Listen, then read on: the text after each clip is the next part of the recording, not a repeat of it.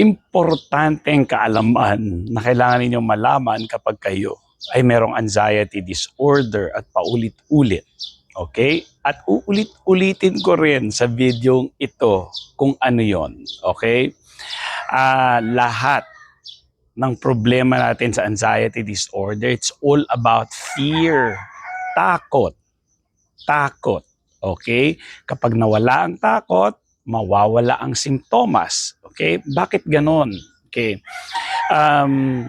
Kapag halimbawa, naglalakad ka sa isang madilim na gubat, no? O kahit dito lang sa garden namin, tapos medyo madilim na, bigla ka nakita ng sawa. Hala, sawa!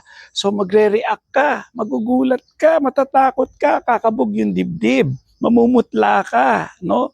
So may mga manifestation, merong reaction yung katawan natin dahil sa nakita ka ng sawa. Dahil sa takot. Bakit may takot? Kasi survival. Baka makagat tayo ng sawa. Kung sawa man yun o cobra o whatever. Basta ang point is, kaya ka nagulantang dun is because yung katawan mo gusto kanyang iligtas kaya siya naglabas ng fight, flight, freeze response, no? Yung fight, flight, freeze response, yan yung nararamdaman ninyo pagbilis ng tibok ng puso, mabilis na takbo ng utak, panlalamig, pamumutla, pagkalabo ng paningin, may pagkahilo. Kasi yung katawan ninyo ay hinahanda kayo kung paano ninyo matatakasan yung danger na yon, which is sawa. Okay? So, sawa. So, naintindihan niyo na kung saan ang galing yung naramdaman ninyo dahil naisip ninyo nakita kayong sawa. Tapos, eto na. It turns out, hindi naman pala sawa yon. Ugat lang pala ng puno.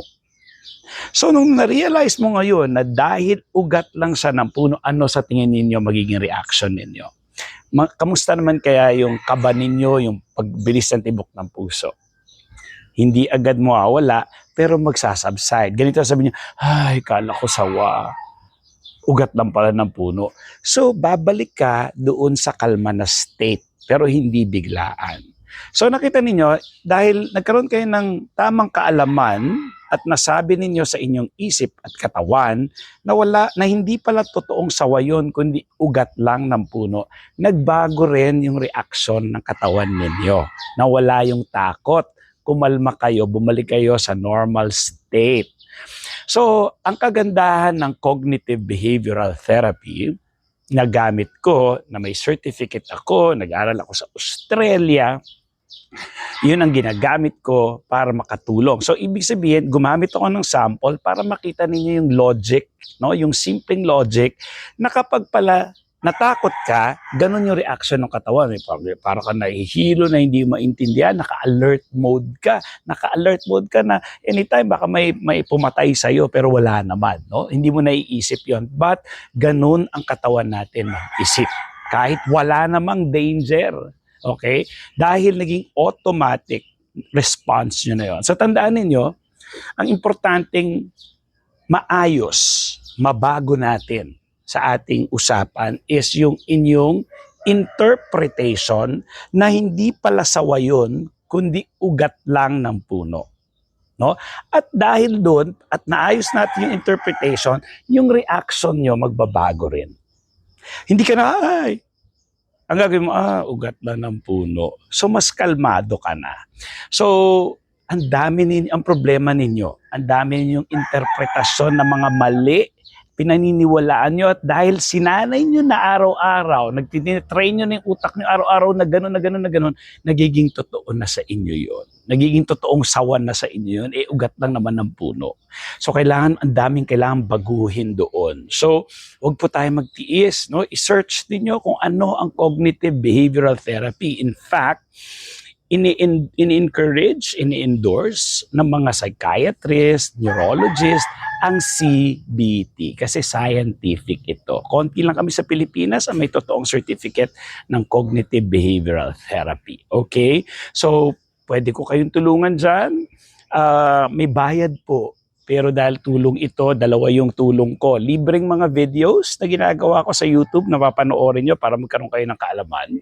Pangalawa, para mabilis, mag-uusap po tayo, papaschedule kayo sa akin. Ngayon, magkano ang bayad? Depende po sa kakayanan ninyo na fair sa akin. Okay? Na fair sa akin. Halimbawa, mas mahal pa yung kilo ng baboy o yung mas mahal pa yung Starbucks na kape ninyo, hindi po fair sa akin yon. Kasi mahal po ang certificate na binayad ko nung nag-aral ako. Lumipad pa ako sa Australia. So, subukan ninyo. Magsasabi naman ako na hindi siya fair. Okay? So, mahal po ang CBT kahit pumunta kayo sa malalaking mga ospital, yung iba meron, yung iba wala. Yung meron, medyo mahal, may kamahalan po talaga. Kaya, tsansa nyo na ito na matulungan ko kayo. At gusto ko sana, diagnose talaga kayo ng doktor at better, sabihan talaga kayo ng doktor na wala kang physical na sakit. Hindi ka nahihirapan huminga dahil sa lungs mo, sa puso mo. Talagang sinabi niya, hindi, perfectly healthy ka. Siguro kailangan lang natin ayusin yung psychological mo. Parang ganon. Yun. Hindi parang ganon, dapat ganon. O kung hindi ba, hindi ka pa diagnose, pwede rin kitang i-guide kung ano ang gagawin ninyo. Sasabihin ko sa inyo na okay, kailangan mo na magpa-test, magpatingin sa doctor, sabihin mo ang simptomas, ganon. Okay? So itong mga videos ko ay just to help you with the information. Huwag gamiting diagnosis. Importante pa rin na may mga professional help kayo. Okay? So with that, hindi po ito scam. Meron akong automatic responses. Ngayon, kung talaga nagdududa kayo, anyways, hindi naman kalakihan talaga yung binibigay sa akin. Pero ganun lang talaga. Mag-uusap tayo. Most of the time naman, okay yung mga followers. Kami iba lang talaga nagdududa sila. But that's fine, no? So, ginagawa ko, sige, pwede man tayo mag-usap muna. Pero siguraduhin mo talagang makipag-usap ka sa akin kasi sayang oras ko. Okay? So, with that, again, ang takeaway, yung interpretation nyo sa sawa at yung reaction sa ugat. No? Sawa na ugat lang pala.